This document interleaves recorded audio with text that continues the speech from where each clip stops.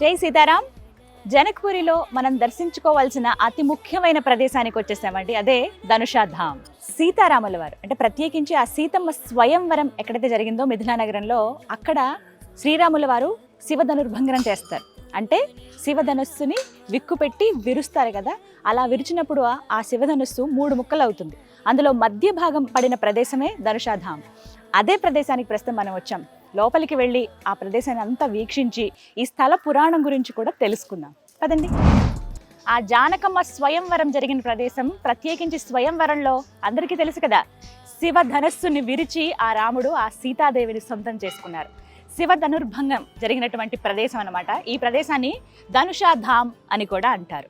జనక్పూరి వచ్చినప్పుడు ధనుషాధామ్కి ఎటు వెళ్ళాలని అడిగితే ఖచ్చితంగా మీకు రూట్ చెప్తారు. ఆ రూట్ ద్వారా వచ్చేస్తే మనకి ఇక్కడ ఆలయం కూడా నిర్మించారు. ఎక్కడైతే శివధనుర్భంగం జరిగిందో అక్కడే ఆలయాన్ని కూడా నిర్మించారు. ఆ శివధనుస్సు గురుతు కూడా మనకి ఇక్కడ కనబడుతుందటండి. చాలా ఎగ్జైటింగ్గా అనిపిస్తుంది కదా, చూద్దామని ఉంది కదా. నాతో పాటు మీరు కూడా చూద్దరుగానే ఆలయంలోకి వెళ్ళి చూద్దాం రండి. సుమనస వందిత సుందరి మాధవి చంద్ర సహోదరి హేమమయీ మునిగణమణి. ఇవేమున్నాయి ఇందులో? కాళీ చెంబు ఒకటి ఉంది, బంతిపూల మాలలు ఉన్నాయి, అలాగే అగరబత్తి, కర్పూరం రెండు ఇందులోనే ఉన్నాయి. అలాగే కింద మనం ప్రసాదం అక్కడ సమర్పించాలి. అంటే నైవేద్యం పెడితే మళ్ళీ మనకి ప్రసాదం చేస్తారు. నేపాలీ నుంచి వచ్చారు మనకి. భలే ఉన్నాయి వెరైటీ. 100 రూపీస్ ఇచ్చాను నేను. నేపాలీ నోట్స్ వచ్చాయి మనకి. ఓకే,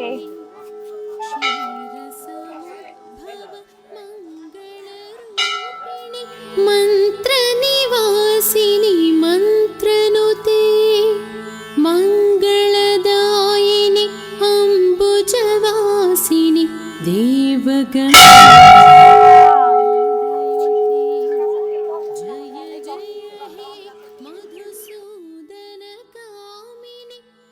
ఆలయం లోపలికి ప్రవేశం జరిగేది ఇటు నుంచేనండి, ఎంట్రీ. వెళ్దాం. జయవరవర్ణిని వైష్ణవి భార్గవి మంత్రస్వరూపిణి మంత్రమయీ సురగణ పూజిత శీఘ్ర ఫలప్రద జ్ఞాన వికాసిని శాస్త్రనుతే భవభయహారిణి పాప విమోచని సాధు జనాశ్రిత పాదయుతే. జయ జయ హే మధుసూదన కామిని ధైర్యలక్ష్మి సదా పాలయ మాం. జయ జయ దుర్గతినాశిని కామిని సర్వఫలప్రద శాస్త్రమయి. ఇక్కడ నుంచి గంగాజలం నిత్యం ఊరుతూనే ఉంటుంది. అప్పటి నుంచి ఆ ప్రవాహం కింద ఉంటుంది, కానీ ఇక్కడ ఊటలాగా పైకి వస్తుందంట. ఆ జలం తీసుకోమన్నారు.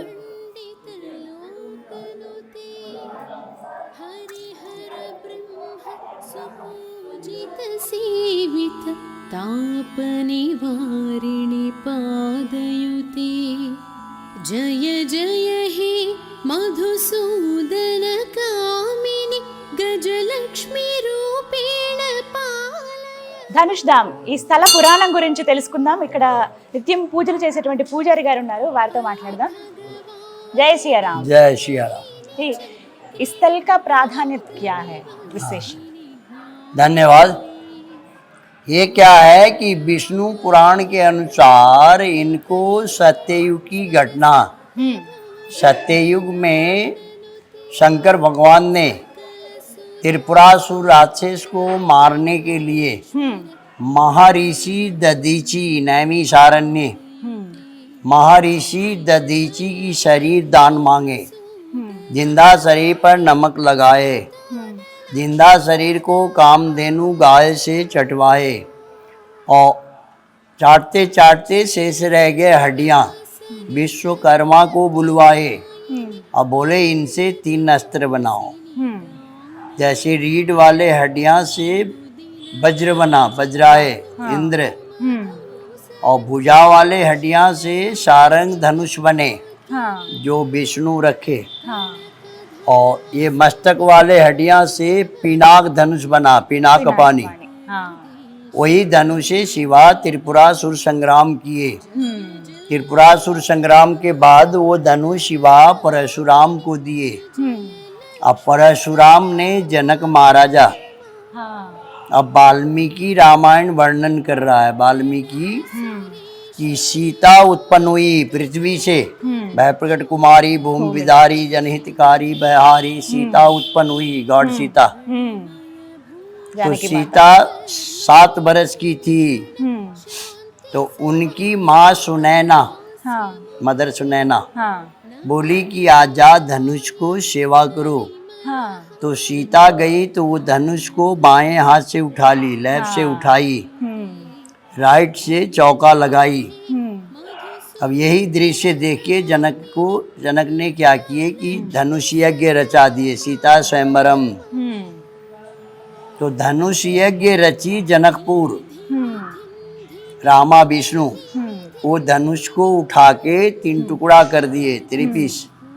3 पीसेस हो गया। तो दाहिना भाग गया आकाश, राइट पार्ट रामेश्वरम धनुष कोटी, हम्म, और बाया पाताल जनकपुर, लेफ्ट पाताल जनकपुर, धनुष सागर, राम मंदिर है ना, राम टेम्पल हम्म, के सामने एक बड़ा तालाब है, वाटर हॉल, धनुष सागर। हाँ, और यहाँ हुआ मध्य भाग, सेंट्रल पार्ट। Centre part.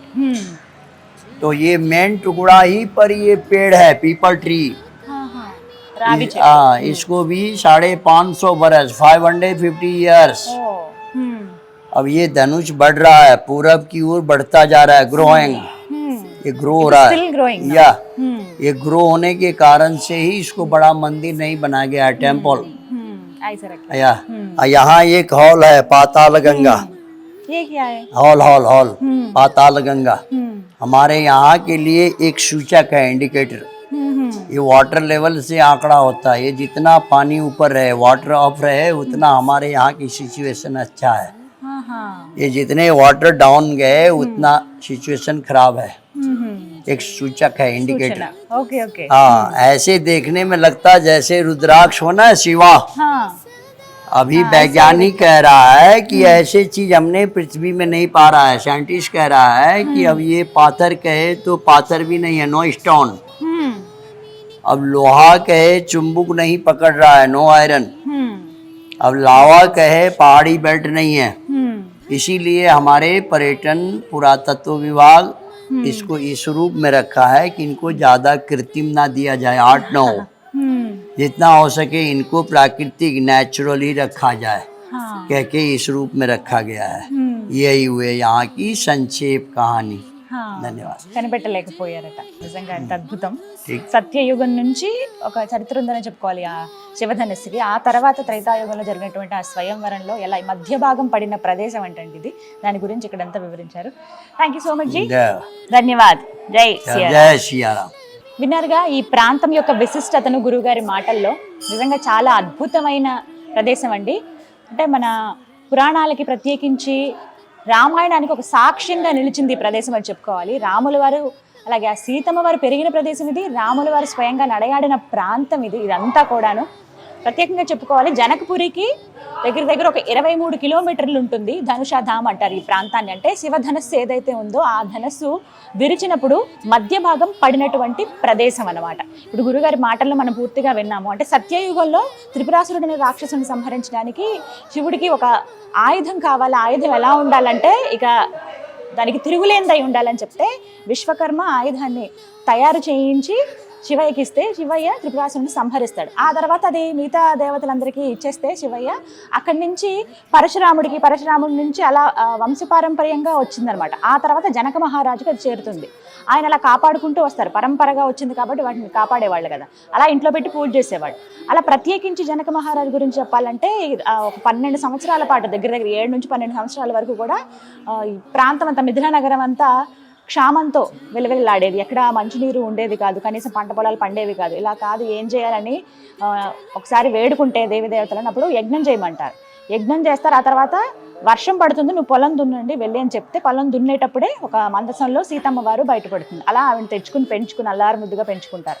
అలా సునయన అని చెప్పి జనక మహారాజు భార్య ఎవరైతే ఉన్నారో, అంటే సీతమ్మ తల్లి గారు ఇలా మనకి వంశపారంపర్యంగా వచ్చింది, పూజించుకోవాలి మనం అని చెప్తే ఎప్పుడు ఆ శివయ్య సేవలో ఉండడము, అవి పూజించడం చేస్తూ ఎంత బరువు ఉండేదంటే ఆ శివధనస్సు, అంత బరువు ఉన్నది కూడా ఎడమ చేత్తో ఇలా పక్కకి తీసి ఆమె శుభ్రం అవి ఇవి చేసేవారట.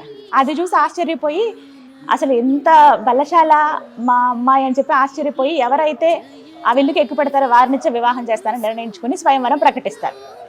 విశ్వామిత్రుడితో పాటు ఉంటారు కదా రామలక్ష్మణులు, స్వయంవరానికి వాళ్ళు కూడా వస్తారు. చాలా మంది ప్రయత్నించినప్పటికీ వాళ్ళు ఎవరికి చేత కాదు. కేవలం ఆ శ్రీరామచంద్రుడే ఆ బాణాన్ని ఎత్తి విల్లు ఎక్కువ పెడతాడు. ఎక్కువ పెట్టినప్పుడు పళ్ళును విరుగుతుంది. అప్పుడు మొత్తం ప్రళయం వస్తుందట. అసలు ఎక్కడికక్కడ భూకంపాలు వచ్చి అసలు ఆ స్వామి ఆ విల్లుని విరిచాడంటే అది మామూలు విషయమా? అలా విరవగానే ఒక భాగమేమో ధనుష్కోటి, ఎక్కడ మనకి దగ్గర రామేశ్వరం తమిళనాడు అక్కడ పడిందట. ఇంకొక భాగమేమో ఇక్కడ జనక్పురి దగ్గర ధనుష్ మండి అని చెప్పి ఒక కొలనులాగా ఉంటుంది, అక్కడ పడిందంట. అది మొత్తం పూర్తిగా కొలంలా తయారైంది. మధ్య భాగం ఇక్కడ ధనుషాధాం ఈ ప్రదేశంలో పడింది. ఇక్కడ ఏదైతే ఉందో ఇక్కడ చూపిస్తాను రండి మీకు. ఇక్కడ చెట్టు ఉంది కదా, ఈ ప్రదేశంలోనే ఆ మధ్య భాగం పడింది అనమాట. ఆ తర్వాత దానిపైన ఇలా రావి చెట్టు పెరిగింది. ఈ చెట్టు వయసు కూడా 550 సంవత్సరాలు ఉంటుందని చెప్పి పురావస్తు శాఖ వాళ్ళు ఎవరైతే ఉన్నారో వాళ్ళు టెస్ట్ చేసి మరీ చెప్పారు. 550 years ఈ చెట్టుకి అని చెప్పి.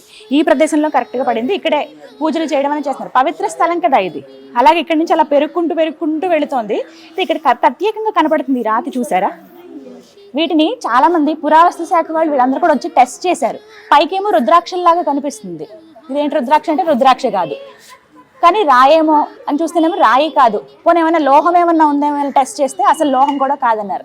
ఇదేంటో ఇప్పటికీ ఎవరో కనిపెట్టలేకపోయారట. ఇప్పటికీ టెస్ట్ చేసినా కూడా ఇదేదో అతీత శక్తి ఉంది ఇక్కడ అని చెప్పి వాళ్ళు చెప్పటము నిజమే అని చెప్పి ఇంకా టెస్ట్ చేసి కూడా వేస్ట్, ఇక్కడ ఏదో అద్భుతమైన శక్తి ఉందని చెప్పి నిర్ధారించారనమాట. ఆ తర్వాత ఇంకొకటి ఇంకా విశేషం ఏంటంటే ఇక్కడ గంగ ఇప్పటికీ ఊరుతూనే ఉంటుంది. ఇక్కడ నేపాల్ ప్రజల నమ్మకం ఏంటి అని అంటే ఎప్పుడైతే ఆ నీళ్లు అలా పైకి వచ్చి నీట్గా ఎప్పుడు ఆ గుండెల్లాగా అంతా నిండు ఉంటుందో ఆ గంగ, అప్పుడు ఈ ప్రాంతం అంతా కూడా సుభిక్షంగా ఉంటుందని భావిస్తారట. లేదు కొంచెం కిందకి కానీ వెళ్ళిపోతే ఏదో ఉపద్రవం ముంచుకొస్తుంది, భూకంపాలు కానీ ఇలాంటివి ఏమైనా ఉన్నాయి రాబోతున్నాయని చెప్పడానికి ఇండికేషన్ అట. ఇక్కడ చూసి తెలుసుకుంటారు. ఈ లోపలికి ఉంటాయి నీళ్లు. మామూలుగా మనం చూస్తాం ఇక్కడ అన్ని ప్రదేశాల్లో ఆలయం లాగా నిర్మిస్తారు, అంటే పైన గోపురం లాగా. కానీ ఇక్కడ ఎందుకు నిర్మించలేదంటే ఇది ఇలా పెరుగుతూనే ఉంది, ఏమో మున్ముందు కాలంలో ఇంకెంత పెరుగుతుందని చెప్పి ఇలా ఆలయం నిర్మించుకుంటే ఇలా పైన ఇట్లా షెడ్ లాగా వేసి ఓపెన్ లాగా ఇలా వదిలేశారనమాట. వచ్చిన వాళ్ళందరూ ఇలా రావటము, ఇక్కడ దండం పెట్టుకోవడం, పూజ చేసుకోవడం, ఒక పరిక్రమ చేసుకుని ఇలా దండం పెట్టి వెళ్ళిపోతారు. ఇక శ్రీరామాయణ ఘట్టంలో కీలకం సీతా స్వయంవరం. అందులో జరిగినటువంటిదే శివధనుర్భంగం. అందులో ఆ శివధనుస్సు విరిచినప్పుడు మధ్య భాగం పడినటువంటి ప్రదేశమే ధనుషాధామం. అదే ఇది. జై సీతారాం. ఇక్కడ ట్రెడిషనల్ ప్రకారం దండ వేసుకుంటే ఒక అంటే భగవంతునికి అనుగ్రహాన్ని ప్రసాదించినట్టు. శివాయ ఓం నమ శివాయ హర హర శంభో విశ్వదేవాయ విశ్వేశ్వరాయ విశ్వనాథాయ హర హర శంభో అనలాయ అజితాయ కాలాయ శంభో భావాయ సర్వాయ శర్వాయ శంభో అనలాయ అజితాయ కాలాయ శంభో భావాయ సర్వాయ శర్వాయ. ధనుషాధాం ఆ ప్రదేశాన్ని వీక్షించి మనం అలా బయటకు వస్తుంటేనండి ఇక్కడ కొన్ని వస్తువులు అమ్ముతున్నారు. ఒకటి బే లీవ్స్, అంటే బిర్యానీ ఆకు అని అంటారు కదా, అవి ఇక్కడ మొత్తం ఈ చెట్లన్నీ ఉంటాయంట, అక్కడి నుంచి తీసుకొస్తారు. సో మనకు కావాలంటే ఇక్కడ ఇలా కొనుక్కునే, చాలా లైట్ వెయిట్ ఉంటాయి ఇవి, ఇక్కడ నుంచి కూడా తీసుకెళ్ళొచ్చు, మనకి దొరుకుతాయి. కానీ ఇక్కడ ఫ్రెష్గా ఈ వెనకాల ఉన్నటువంటి ఆ చెట్లు, ఆ అడవులు అక్కడంతా కూడా ఇవే పండుతాయట, ఇవే తీసుకొస్తున్నారు వాళ్ళు. సరే స్మెల్ ఎంత ఫ్రెష్ స్మెల్ ఉందో తెలుసా. ఇవి ఎండితేనే కదా, మరి మామూలుగా అయితే గ్రీన్ చాలా థిక్గా ఉంటుంది ఆకు, తర్వాత ఎండిపోగి ఇలా అవుతుంది. ఇదే కదా మెయిన్ మసాలాలో చాలా కీలకం ఇది. ఫ్రైడ్ రైస్ చేసేటప్పుడు ఏదైనా biryani veg or non veg ఏదైనా బిర్యానీ అప్పుడు వేలీవ్ చేస్తాం కదా, అది కావాలంటే కొనుక్కుని వెళ్ళొచ్చు. మనకి లూజు అలా కావాలంటే ఇస్తారు, లేదంటే ఇలా ఈ కొమ్మలతో పాటు ఇలా తీసుకెళ్ళిపోవచ్చు. మొత్తం కట్టలు అమ్మేస్తున్నారు. అండ్ ఇంకొకటి ఇక్కడ గుగ్గిలం, సాంబ్రాణి వేస్తాను చూసారా, మంచి సువాసన వస్తుంది, ఇల్లంతా కూడా వెయ్యాలి సాంబ్రాణి ఎప్పుడు అని అంటారు కదా, అవి ఇక్కడ ఇంతింత లావుగా అమ్ముతున్నారు చూడండి. ఇవన్నీ ఏంటంటే జస్ట్ ఇలా చెక్కి ఇలా పీసెస్ లాగా మనం తీసుకుని దేవుడి దగ్గర ధూపంలాగా వేసుకోవచ్చు. కర్పూరం వెలిగిస్తారు వీటి మీద, వీటిపైన ప్రత్యేకంగా నెయ్యి అవి వేసినా కూడా మంచి సువాసన వస్తుందండి. ఇవేంటంటే ఇవి అలా చిన్న చిన్న పీసెస్ లాగా కూడా ఇస్తారట, ఇట్లా చిన్న చిన్న పీసెస్ లాగా ఇస్తారు. ఇవి మనం కొనుక్కుని వెళ్ళచ్చు. ఇవి కూడా లైట్ వెయిట్ ఉన్నాయి, అంటే మనకి మళ్ళీ మన లగేజ్తో పాటు ఎక్స్ట్రా ప్రాబ్లం రాకూడదు కదా, అందుకు చాలా లైట్ వెయిట్. ఇవి మనకు కావాల్సినంత తీసుకుని వెళ్ళొచ్చు. ఇక ఇట్లా 200 रुपये किलो पड़ेगा. ఓ మన ఇండియన్ కరెన్సీ అయితే కనుక 200 అంటండి కేజీ. తీసుకెళ్ళొచ్చు, పర్లేదు, లైట్ వెయిట్ అన్నా కదా నేను. సో బాగుంటుంది. ఏంటంటే ధూపం వేసేటప్పుడు ఇది కొంచెం కాల్చినా కూడా మంచి సువాసన వస్తుంది, కావాలంటే అని చూపిస్తున్నారు. ఇది జస్ట్ కాల్చినా సరే మంచి సువాసన వస్తుంది. నేను ఇందాక వెళ్తున్నప్పుడు అబ్జర్వ్ చేశాను, వచ్చేటప్పుడు చూద్దాం కొంచెం టైం తీసుకున్నాను అనుకున్నా. ఇది కూడా కొంచెం అంటే కొద్దిగా ఎక్కువ పీలిస్తే తెలుస్తోంది ఇలా ఉన్నప్పుడు. ఇది బాగా ఎండిపోయింది, ఇది మొత్తం కొంచెం ఇలా కాల్చి ఇచ్చారు. ఇది ఎంత మంచి సువాసన తెలుసా, భలే ఉందండి.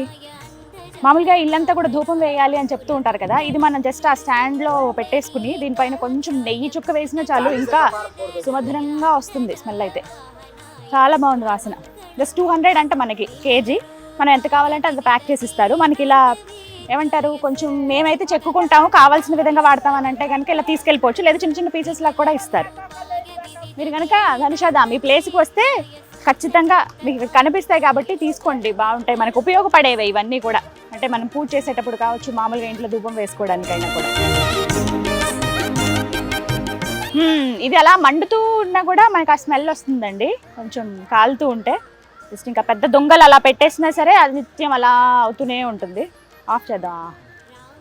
ఆహా, ఇంత దూరంలో పెట్టినా కూడా స్మెల్ తెలుస్తుంది. మన దేవాలయాలకు వెళ్ళినప్పుడు అలా వస్తుంది కదా ధూపం, ఆ వాసన అంతా కూడా. ధూప్ స్టిక్స్ అవన్నీ కూడా ఇవే, అందులో కూడా ఇవి మిక్స్ చేస్తారన్నమాట, అందుకే మనకి అంత సువాసన వస్తూ ఉంటుంది. అవన్నీ వీటితోనే తయారవుతాయి. ఇక్కడ ఈ అడవిలోని ఇవన్నీ దొరుకుతాయి. వీళ్ళు పాపం ఇదే జీవనాధారం వాళ్ళకి, తెచ్చి ఇలా అమ్ముతూ ఉంటారు. ఇది టూరిస్ట్ ప్లేస్ కదా, చాలా మంది వస్తూ ఉంటారు, వచ్చి ఇక్కడ కొనుక్కుంటూ ఉంటారు.